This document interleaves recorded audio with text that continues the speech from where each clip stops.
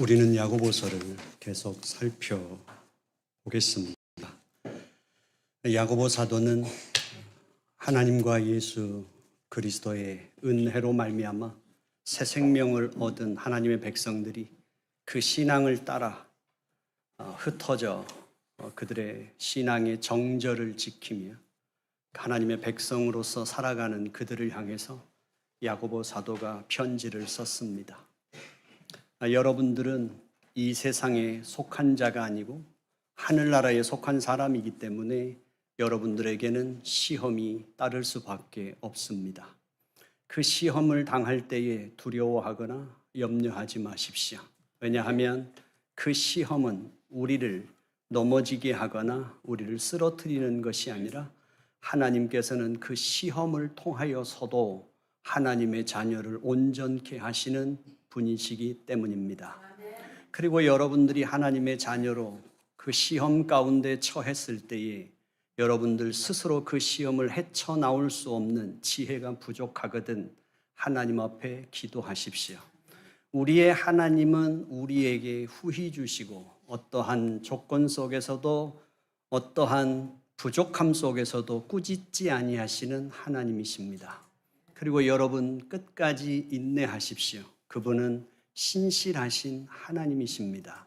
그리고 그 하나님 안에서 자라난 여러분들은 하나님께서 말씀으로 친히 낳으신 하나님의 자녀입니다.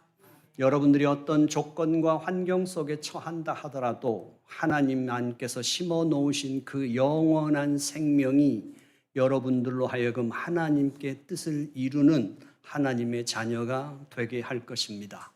그러므로 여러분 경건하게 구별된 자의 삶을 사십시오. 그 구별된 자의 삶을 살아가는 첫 번째가 여러분들 말부터 바꾸십시오. 여러분들이 이 세상에서 하나님을 알기 전에 살았던 이 세상의 삶은 사망 가운데 있던 삶이었고 그 사망이 이 세상의 종결이라면 이제 여러분들은 생명 가운데 속한 사람들입니다. 여러분들의 말을 바로 세워서 여러분들은 듣기는 속히 하고 아버지 하나님의 그 말씀을 듣는 일에 속히 할 뿐만 아니라 여러분들이 이 세상에서 얻었던 경험과 이 세상에 대한 모든 것으로부터 여러분들의 말을 천천히 하시며 여러분들이 여러분들의 뜻대로 삶이 이루어지지 않을 때 속히 성내지 마십시오. 그리고 여러분들이 경건한 자로 살아갈 때 고아와 과부를 돌아보며 소외된 사람들과 함께 하십시오. 또한 여러분들이 하나님의 자녀로 살아가면서 이 세속에 물들지 않도록 여러분들은 여러분들을 잘 지키십시오.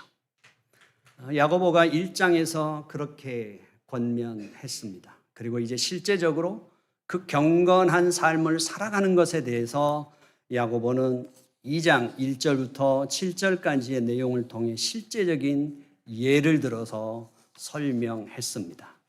이미 교회 안에는 야고보가 권면했던 대로 세속에 물들지 않도록 자기 자신들을 경계했어야만 함에도 불구하고 이미 빈부에 대한 차별 대우가 일어나고 있다는 사실에 대해서 야고보는 그들에게 권면합니다. 여러분들은 그렇게 하면 안 됩니다. 그러면서 이제 야고보는 조금 더 집요하게 세속화된 교회를 물고 들어갑니다. 수술하는 집도의 같이 끝까지 그것을 깔끔하게 수술해내기 위해서 야고보는 포기하지 않고 율법을 들고 나옵니다.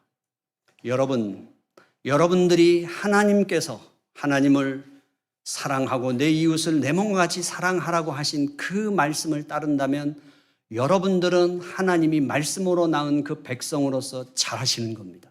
제대로 살고 계신 겁니다. 하지만 여러분들이 만약에 차별하신다면 여러분들은 잘못하고 있으며 죄를 범하는 겁니다.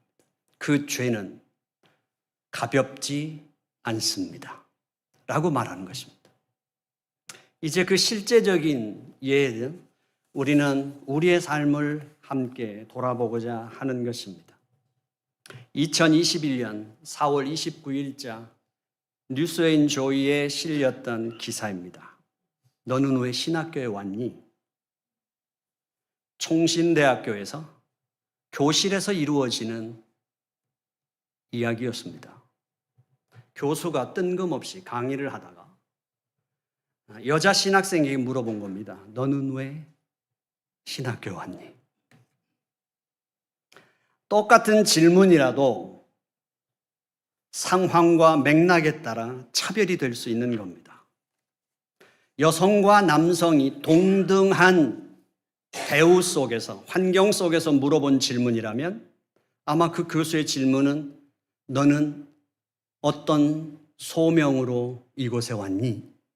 어떤 사명으로 부르심을 받아 이곳에 왔니? 라는 뜻이었을 겁니다. 그러나 남학생이 90%를 차지하고 10%밖에 되지 않는 여학생, 그리고 여자는 목사 안수를 받을 수 없는 보수적인 교단의 신학교에서 교수가 그 질문을 했다면 너는 신학을 해도 목사 안수도 못 받을 텐데 여기 왜 왔니? 라는 질문일 것이고, 좀 더 우리가 나쁘게 표현한다면 너 사모되고 싶어서 여기 왔니? 라는 뜻으로도 얼마든지 해석이 가능하다는 사실입니다.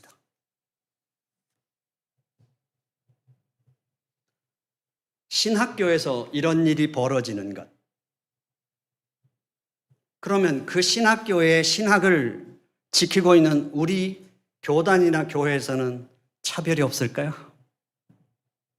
남자 전도사와 여자 전도사에 대해서 우리는 동등하게 대할까요?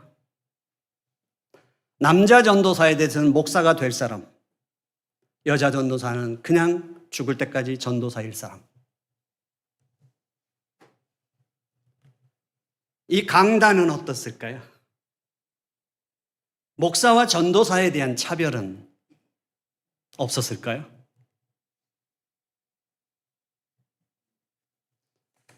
우리 속에 사회에서나 있는 그건 차별이지라고 치부할 수 있을까요?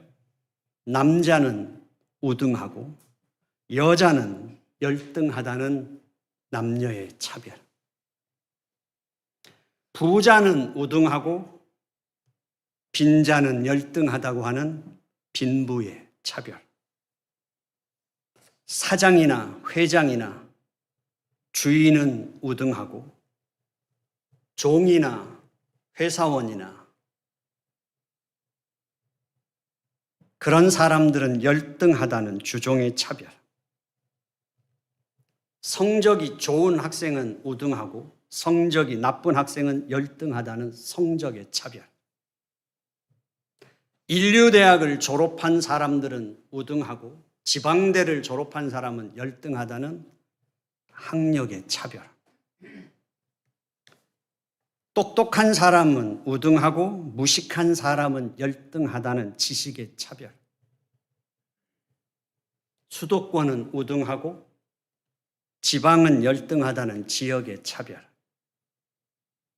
미국은 우등하고 한국은 열등하다는 문명의 차별. 잘생긴 사람은 우등하고 못생긴 사람은 열등하며 날씬한 여자는 우등하고 뚱뚱한 여자는 열등하다는 외모의 차별. 유능한 사람은 우등하고 무능한 사람은 열등하다는 재능의 차별. 이게 사회에서만 벌어지는 일일까요? 아니면 교회 안에서도 얼마든지 경험할 수 있는 일일까요? 그러면 우리는 이런 질문을 할 수 있겠죠. 외모로 사람을 차별하는 게 그렇게 심각한 죄인가요? 야고보는 말합니다. 그건 심각하다고. 그건 아주 심각한 죄라고 야고보가 말하는 겁니다. 그래서 야고보가 오늘 본문에서 이렇게 말해요. 하나님이 살인하지 말라 하신 하나님이 간음하지 말라 하지 않으셨다 해서 간음한 자가 나는 살인하지 않았다고 말하는 것, 그 사람은 율법을 범한 자이며, 간음하지 말라 하신 하나님, 그 하나님의 간음은 안 했지만 나는 살인은 했지만 간음하지 않았다고 말하는 것은 율법을 어기는 자다. 그러면 그 논리에서 이렇게 갑니다. 예수님은 말하지요. 네 속으로부터 형제를 미워하는 자는 이미 살인한 자다.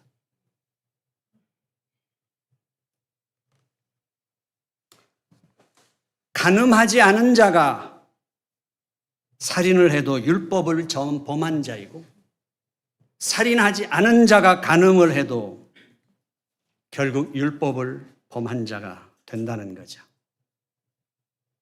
그러면서 그 논리로 하나님의 교회는 사람을 차별하면 그거와 동등하게 죄를 짓는 것이다.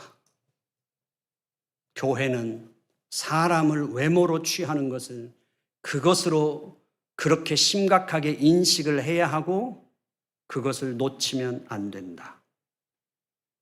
여러분들은 쉽게 받아들여지십니까? 10가지 죄를 범한 자와 9가지 잘하고 1가지를 잘못한 자가 동일하게 다 죄를 범했다는 말이 받아들여지십니까? 똑같이 살인죄를 범했어도, 똑같이 간음죄를 범했어도 죄의 경중이 따로 있으며 그 죄로 말미암은 사회적인 파급력도 다를 텐데 그것을 모두 다 동등하게 취급하는 것이 맞느냐고 항변하실 수도 있을 겁니다.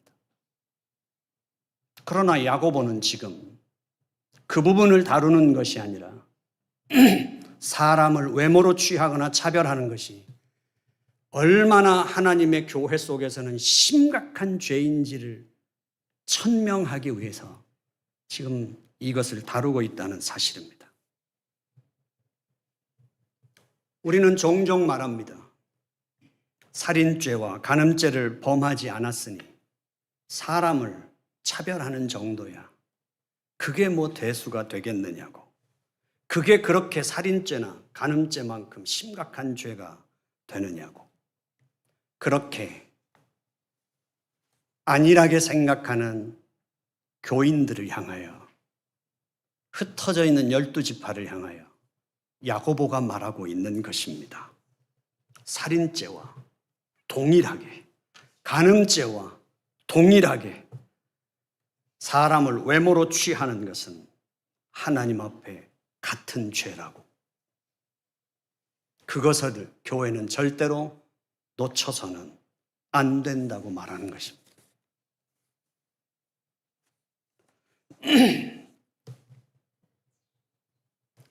오늘 우리는 교회 안에 이미 세속화가 이루어졌다는 걸 부인하기 어려울 겁니다. 가난한 사람을 차별하는 것은 그것은 가난한 사람에 대한 단순한 차별이 아니라 하나님에 대한 죄이며 살인하지 말라 하신 그분이 사람을 차별하지 말라 하셨고 간음하지 말라 하신 그분이 사람을 차별하지 말라 하셨습니다. 사람을 외모로 취하지 않는 것, 그 행위는 나보다 못한 사람, 나에게 인정받을 그만큼의 기준을 갖추지 못한 사람, 나에게 대접을 받거나 존경받을 만하지 못한 사람을 조금 소홀히 대하는 것이 뭐가 그렇게 대수냐고요? 그것은 하나님을 소홀히 한 것이고 그것은 긍휼을 잊어버린 망각한 행위이기 때문이라는 사실이죠. 하나님의 자녀가 된 것은 결국 그분의 주권적인 은혜였고 그것은 전적인 그분의 긍휼에 따른 것이었습니다. 그럼에도 불구하고 우리는 우리의 의식은 그것을 따르는 것 같지만 실제적으로는 어떠한 경우에도 나에게서 근거를 찾고 싶고 나에게서 원인을 확인받고 싶은 우리의 죄성이 교회 안에는 언제나 잠재되어 있다는 사실이죠. 그래서 오늘 야고보가 1장과 2장에서 끊임없이 교차해서 사용하고 있는 것이 있습니다. 누구든지 하나님의 그 율법을 하나라도 어긴 자는 다 어긴 자입니다 라고 누구든지 율법의 일반적인 기능을 설명할 때는 누구든지입니다. 그러나 야고보는 오늘 2장과 1장에서 계속해서 하나님의 말씀으로 나음을 입은 자, 하나님의 말씀으로 출생을 입었으며, 그리고 2장 1절에서 야고보가 분명하게 시작하는 것입니다. 차별하면 안 되는 이유, 그 근거가 뭐냐면 영광의 주, 곧 우리 주 예수 그리스도에 대한 믿음을 가진 자라는 거예요. 영광의 주라는 건 이미 낮아진 예수님이셨고 성육신 하신 예수님일 뿐만 아니라 십자가에서 죽으신 예수님이시며, 거기서 우리의 인간적인 모든 차별을 완전히 다 철폐하시고 새 생명과 새로운 나라를 이끌고 오신 분이십니다. 야고보는 이렇게 말해요. 너희는 차별하면 안 된다. 너희끼리 서로 차별하고 너희끼리 서로 판단하는 것은 악한 생각이다. 그건 죄다. 너희는 사람을 외모로 취하면 안 된다. 너희는 사람을 차별하면 안 된다. 그 너희는 바로 영광의 주, 우리 주 예수 그리스도를 믿는 우리들인 것이죠. 우리는 그렇게 하면 안 된다는 거예요. 사람들끼리 모이는데 뭐가 그게 대수냐고요? 유유상종이 뭐가 문제가 되느냐고요? 교회가 서서히 허용됐던 게 뭐예요? 한참 동안 한국교회도 셀처치가 유행했습니다. 그 전까지는 한국교회가 지역별로 구역을 나눴을 때였습니다. 그러나 지역별로 구역을 나누다가 한국교회 셀처치가 들어오고 나서 그 셀처치에서 어떤 일이 일어났습니까? 의사들은 의사들끼리, 박사들은 박사들끼리, 비즈니스 하는 사람들은 비즈니스 하는 사람끼리 서로 말이 통하고 서로 함께하면, 모이면 모임에 구심력이 생기니까요. 그리고 의사가 의사를 전도하기 쉽고 박사가 박사하기 전도하기 쉽다는 거였습니다. 교회 성장학적으로는 충분히 이해할 수 있습니다. 그러나 오늘 야고보는 말합니다. 너희 하나님께서 가난한 자를 택하여 하나님의 백성으로 부유하게 하신 하나님이시다. 그런데 너희는 도리어 사람을 차별했다. 하나님과 반대로 가지 않았느냐? 교회의 존재의 근거는 긍휼이라는 거예요. 아버지 하나님의 전적인 은혜, 바로 그 긍휼이 교회의 존재의 근거이며 교회의 토대입니다. 그리고 그 교회의 존재의 근거는 바로 교회의 방향을 결정하며 교회의 가치관을 결정하는데, 바로 사람을 차별하는 것이 왜 살인죄와 왜 간음죄와 동등하냐? 그것은 교회의 토대를 무너뜨리는 일이며 교회의 가치관을 허무는 일이라는 사실이죠. 여러분,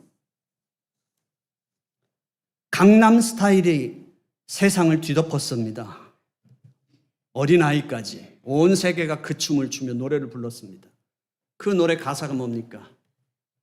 뛰는 놈 위에 나는 놈이 있다는 사실이에요. 그게 뭐가 잘못됐냐는 거죠. 뛰는 놈은 뛰는 놈들끼리 노는 게 맞고 나는 놈은 나는 놈들끼리 노는 게 맞다는 거예요. 너는 거기서 놀아봤냐는 거잖아요. 그게 뭐가 나쁘냐고요? 배운 사람이 배운 사람하고 같이 해서 자기 성장과 자기 도약을 하는 것이 뭐가 나쁘냐고요? 가진 자가 가진 자끼리 서로 어울리면서 서로 상부상조하면서 자기가 가진 기득권을 지켜가는 것이 뭐가 잘못이냐고요? 힘을 가진 자가 서로가 이끌어주고 지켜주면서 그 힘을 유지해가는 것이 뭐가 잘못됐냐고요? 그렇게 말할 수 있을까요?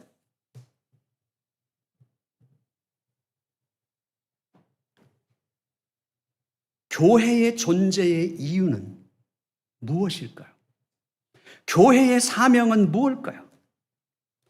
주님은 오셔서, 성경은 야고보는 하나님은 일부러 미련한 자들을 택하여 지혜로운 자를 부끄럽게 하시고 없는 자들을 택하여 가진 자들을 부끄럽게 하신 그 하나님, 오히려 소외된 자, 고통받는 자, 가난한 자들에게 가셔서 그들을 만나시고 그들과 소통하시며 그들에게 희망을 주시고 생명을 주셨던 그 하나님, 그 하나님을 따르는 우리 백성들이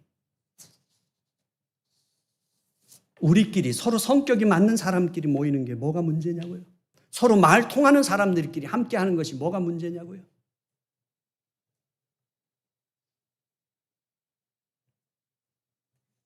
그렇게 해서 교회가 잘 되면 되는 거 아니냐고. 그렇게 해서 마음 맞는 사람들끼리 손 맞아서 교회 열심히 일하면 안 되냐고. 우리 사랑방 모임 잘하고 있다고. 우리 교회 일 열심히 잘하고 있다고. 그것으로 합리화가 될까요? 교회는 이미 서서히 병들어 왔습니다. 그 차별이. 우리는 말합니다. 우리는 살인하지 말라는 것을 목숨을 걸고 지킵니다. 간음하지 말라는 것을 우리는 몸부림치면서 지키고 있습니다. 보수신학이 자유신학에 물들지 않도록 우리는 목숨을 걸고 보수신학을 지키고 있습니다. 우리 교회는 술 마시는 것을 금하고 있습니다. 우리 교회는 담배 피우는 것을 금하고 있습니다. 그러니 우리 교회는 건강하다고요?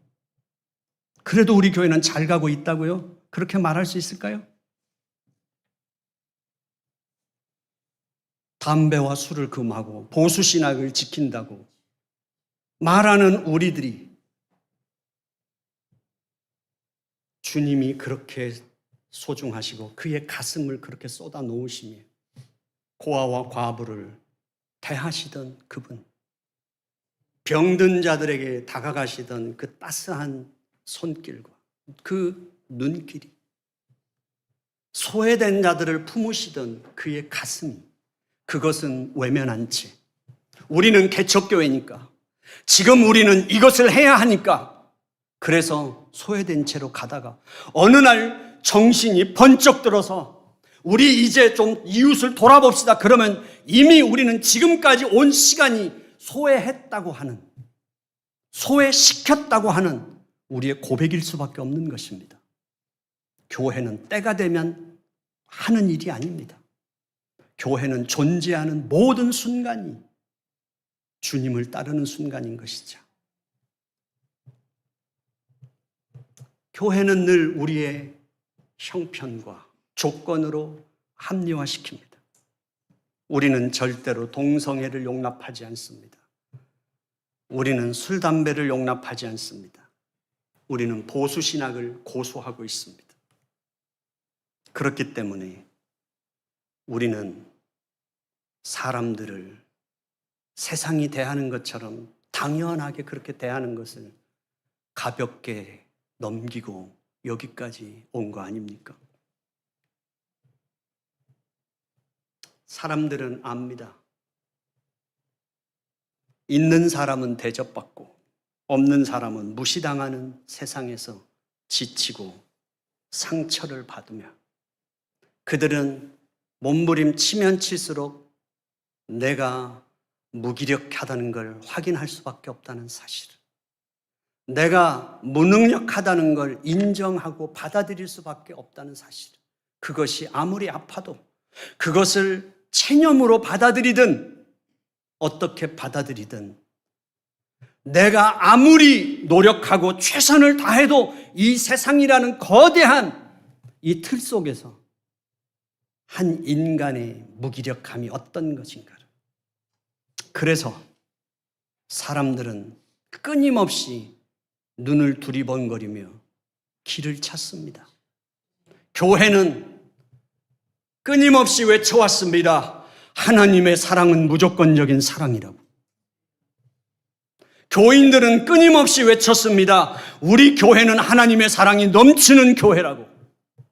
그래서 그곳에는 희망이 있을까?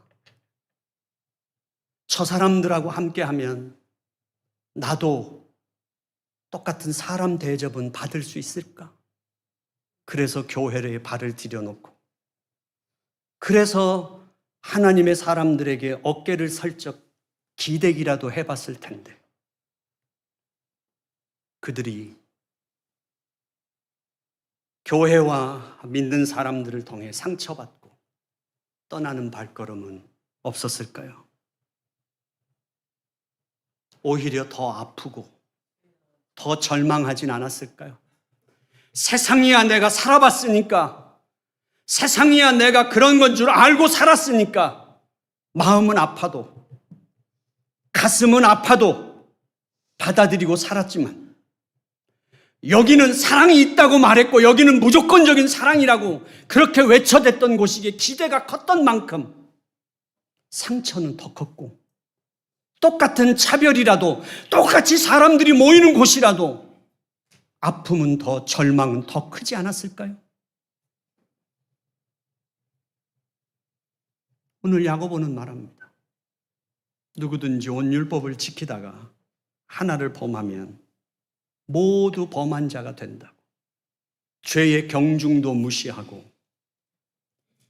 사람을 기계처럼 어떤 기준에 그냥 넣어버리겠다는 것이 아니라, 지금 야고보가 말하는 것이 이것입니다. 사람은 누구든지 소유와 신분에 의해서 차별받는 일은 절대로 없어야 합니다. 그것이 하나님의 교회 안에서는 절대로 일어나서는 안 됩니다. 예수 그리스도의 은혜를 입은 자요, 아는 사람들이라면 우리는 죽었던 영혼이며 오직 그분의 절대적인 긍휼이 아니고는 생명과 소망이 없는 곳에서 그 하나님의 사랑을 입은 자라면, 그것을 고백하는 사람들이라면 사람의 피부색으로 사람을 판단하는 말을, 그런 언사를 입에 담아서는 안 됩니다. 하나님의 그 긍휼을 아는 자라면 성차별적인 언행을 해서도 안 됩니다. 학벌에 의해서, 그 사람이 사는 동네에 의해서, 그 사람이 나온 학교에 의해서, 그 사람이 다니는 회사에 의해서, 그 사람이 갖고 있는 직급에 의해서, 그 사람이 타고 다니는 차에 의해서, 그 사람이 입고 있는 옷에 의해서, 그 사람이 하고 있는 액세서리에 의해서 누구도 사람을 외모로 판단받아서는 안 됩니다. 그것이 주님의 교회입니다. 저는 교회가 이것을 너무 소홀히 해왔기 때문에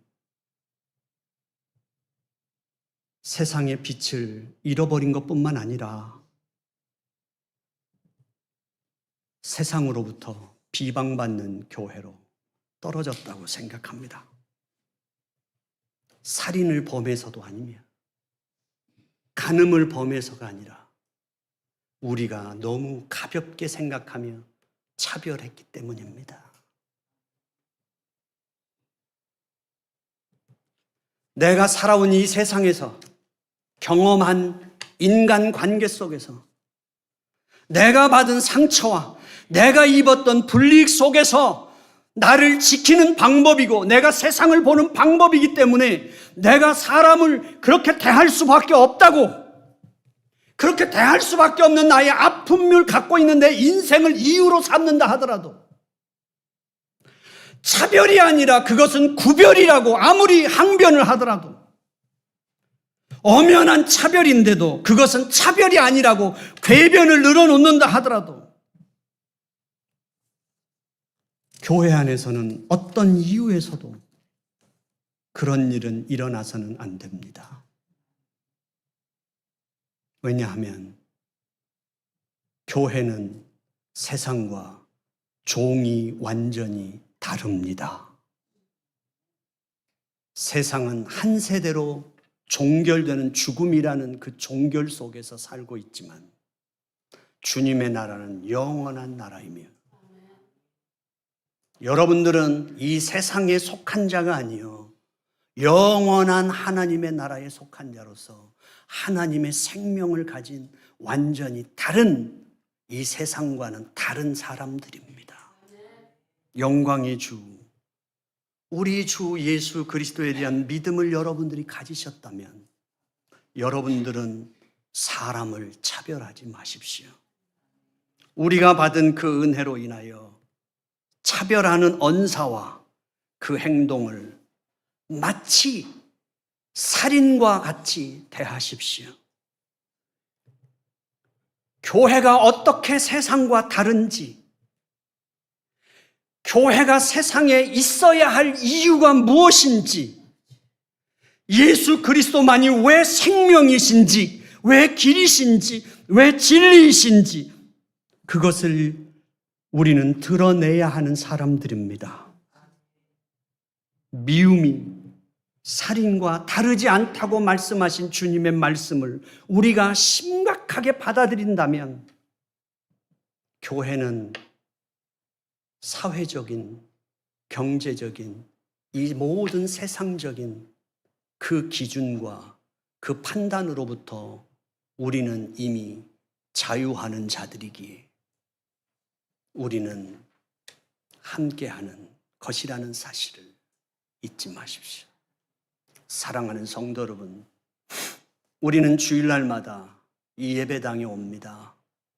목사의 설교가 좋아서보다도, 교인들이 좋아서보다도, 프로그램이 좋아서보다도 우리는 여기에 온다는 것 자체, 이 예배당에 들어올 때 우리는 이 예배당에 오기 전에 우리가 살았던 모든 삶의 모든 것들은 아무것도 상관없는 오직 예수의 이름으로 여기 온 것입니다.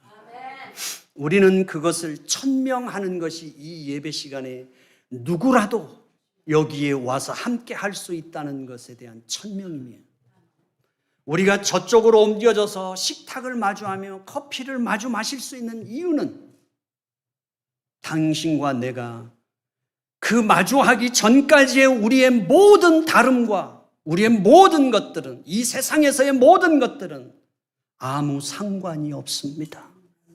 우리는 주님의 가족입니다. 그것을 우리는 천명하는 바로 그 자체라는 사실을 우리가 잊어버리지 마시고 그것을 소홀히 여기지 마시고